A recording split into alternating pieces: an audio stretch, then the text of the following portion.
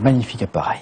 Vendredi prochain, le 70e anniversaire du débarquement allié en Normandie. Toute cette semaine, nous allons revenir ensemble sur l'histoire de ce D-Day, la grande, mais aussi la petite histoire. Saviez-vous par exemple que c'est un GI qui a amené le hamburger en France, le GI Joe, ça ne s'invente pas. Ces enfants nous ont ouvert les portes du premier fast-food de France, à Châteauroux. Anne-Charline Lambard, Johan Vanave. En bas de l'escalier, la plongée dans le passé est garantie. Sur les murs, il y a encore Jim et Bill du Kansas, Dutch du Texas, Bob, Skinner et beaucoup d'autres. Des GIs venus s'amuser en plein cœur de Châteauroux. Si je me souviens bien, il me semblait que la piste de danse était à peu près dans la forme d'une carte des États-Unis. Le bar, il devait arriver là, à peu près, comme ça, parce que là, il y avait le jukebox. Créé au tout début des années 50 par un certain Joe, un Américain du Maine, le lieu, le Joe from Maine, respire le rock, le twist, les cigarettes américaines et les amourettes. Quand il y avait deux couples qui dansaient le rock sur la piste, c'était tout. Par contre, les slow, là c'était bien. Et il y a eu beaucoup de mariages entre les Américains et les Françaises. Il y a même eu un mariage ici dans le coin. Ils ont fini leur mariage ici avec les cadeaux et tout.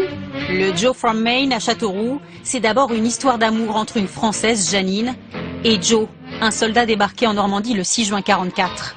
Après-guerre, il n'a pas de travail, alors il décide d'ouvrir un établissement pour divertir les soldats de la toute nouvelle base de l'OTAN.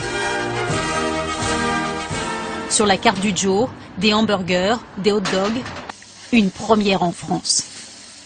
Le grill vient des États-Unis. C'est papa qui l'a ramené. Plus de 60 ans après, des millions de hamburgers plus tard, la recette est inchangée.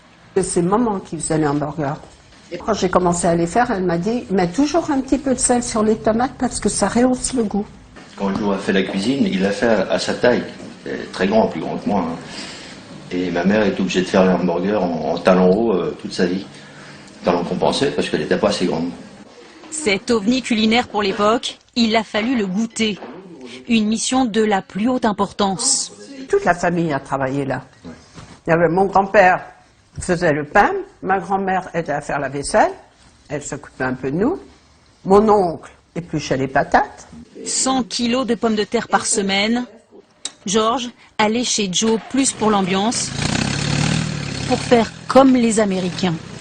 Et le stéréotype, c'était avoir l'air d'un Américain qui descend de cheval avec sa Palmal ou sa Winston, là, et puis son jean avec les petits revers, et puis alors marcher comme ça, quoi. C'est très con, mais hein. Est-ce que vous faisiez dans les routines? Ah bah bien sûr. Parmi les clients du Joe, il y avait aussi un certain Gérard Depardieu. Je l'ai vu en cuisine, je l'ai vu au bar. Mon père avait du mal à le tolérer, mais ma mère l'aimait bien. Il traficotait un peu avec les gars de la base, mais bon, tout le monde le faisait, hein. Toute une époque où les bagarres, les belles américaines animaient les nuits de Châteauroux, loin, très loin